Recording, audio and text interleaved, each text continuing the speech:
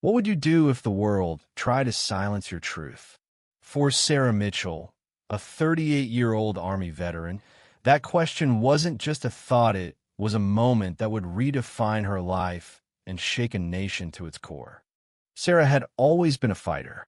She grew up in a small town in Ohio, where the cornfields stretched endlessly and dreams felt just as distant.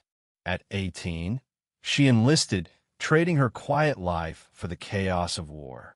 2 tours in Afghanistan left her with scarsome visible, like the jagged line across her left forearm from a roadside bomb, and others buried deep where no one could see. PTSD had become her shadow, a relentless companion that turned sleepless nights into battlegrounds of memory. Flashbacks of gunfire, the screams of her squad, the weight of decisions no one should have to make, they haunted her. Yet, she carried on, piecing together a life as a counselor for other veterans, helping them navigate the darkness she knew too well. The invitation to appear on the National Pulse, a primetime talk show, came unexpectedly. The topic was mental health in the military, and Sarah was asked to share her story. She hesitated. Public speaking wasn't her strength. The thought of exposing her pain to millions made her stomach churn. But the producer's email was persuasive. Your voice could change lives. She agreed, hoping her words might reach someone else struggling in silence. The studio lights burned hotter than she'd expected. Sitting across from the host, a polished man named Richard Hayes with a smile that didn't reach his eyes, Sarah felt exposed. The audience was a blur of faces, their anticipation pressing against her like a physical weight.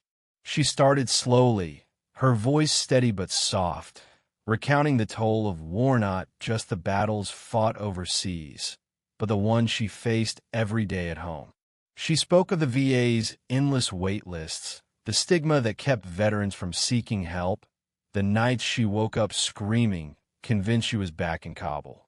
Then it happened, mid-sentence, as she described a particularly raw momentum panic attack in a grocery store that left her curled up in the cereal aisle. Richard cut her off. "Sarah, let's keep it light," he said, his tone dripping with condescension. "People don't want to hear the heavy stuff. Tell us something uplifting." The audience chuckled nervously. Sarah froze, her heart pounding. The producer in her earpiece hissed, "Stick to the script." She hadn't known there was a script. Her truth, her pain, was being dismissed live on air, packaged into a tidy narrative that didn't exist. She could have nodded, smiled, and moved on. Most would have. But Sarah wasn't most people. The silence that followed stretched for an agonizing 5 seconds, long enough for the audience to shift uncomfortably, for Richard's smile to falter. Then, with a calm that belied the storm inside her, Sarah leaned forward. "No," she said, her voice cutting through the studio like a blade. "You don't get to decide what's too heavy. This is my truth, and I'm done hiding it." The room went still. Richard tried to recover, laughing it off, but Sarah wasn't finished. She stood, unclipped her microphone, and walked off the set. The cameras followed her, capturing every step as she pushed through the studio doors into the cool night air. Social media exploded. Clips of her exit went viral within minutes. Hashtags like Sarah Speaks and Let Her Talk trending nationwide. Some called her a hero, others unhinged. But Sarah wasn't done.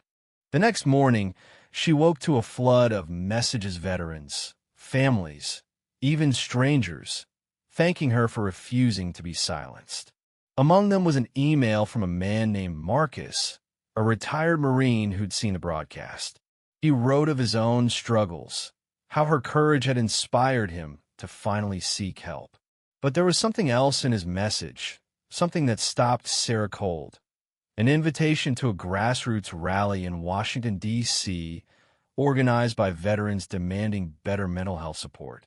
Marcus wasn't just a fanha, was a key figure in a growing movement, one Sarah hadn't known existed. This was the twist she hadn't seen coming. Sarah had always fought her battles alone, believing her pain was hers to bear. Marcus's email opened her eyes to a community of warriors like her, each carrying their own scars, united by a shared mission. She booked a flight to D.C. that day, her heart pounding with a mix of fear and purpose. What if this was her chance to turn her pain into something bigger? The rally was held on the National Mall, a sea of faces stretching toward the Lincoln Memorial. Veterans in worn jackets, families holding photos of loved ones lost to suicide, activists with megaphones all gathered under a gray November sky. Sarah wasn't scheduled to speak, but Marcus found her in the crowd. "They need to hear you," he said, his eyes steady with the kind of trust she hadn't felt since her squad days. She hesitated, the weight of her own doubts pressing down. What if she froze again? What if her words weren't enough? But as she stepped onto the makeshift stage, something shifted. The crowd's energy wrapped around her, a reminder that she wasn't alone. She spoke from the heart, her voice raw but unwavering. She told them about the grocery store, the nightmares, the shame of feeling broken in a world that expected her to be strong. She spoke of the system that failed too many, of wait lists that stretched months, of veterans who didn't make it to their first appointment. And then she said the words that would echo across the nation. "We are not invisible. Our pain is not a script, and we will not be silenced." The crowd erupted, their cheers a roar that drowned out the doubts in her head. But it wasn't just the applause that moved her, it was the faces. A young woman in a wheelchair, nodding through tears. An older man with a Vietnam patch, gripping his wife's hand. Marcus, standing at the edge of the stage, his smile quiet but proud. Sarah realized then that her story wasn't just hers. It was theirs too. The rally sparked a movement. News outlets that had once dismissed her as unstable now ran headlines about her courage. Lawmakers faced pressure to reform the VA, with new funding proposed for mental health programs. Sarah became a reluctant figurehead, not because she sought fame, but because she refused to let her truth or anyone else's be buried. She started a podcast, Unsilenced, where veterans shared their stories, unfiltered and raw. It climbed the charts, each episode a testament to the power of speaking out. Months later, Sarah got another invitation from the National Pulse. Richard Hayes wanted her back, promising a real conversation this time. She declined. She didn't need their platform. Annie Maresh built her own. Instead, she invited Marcus to her podcast where they laughed, cried, and planned the next rally.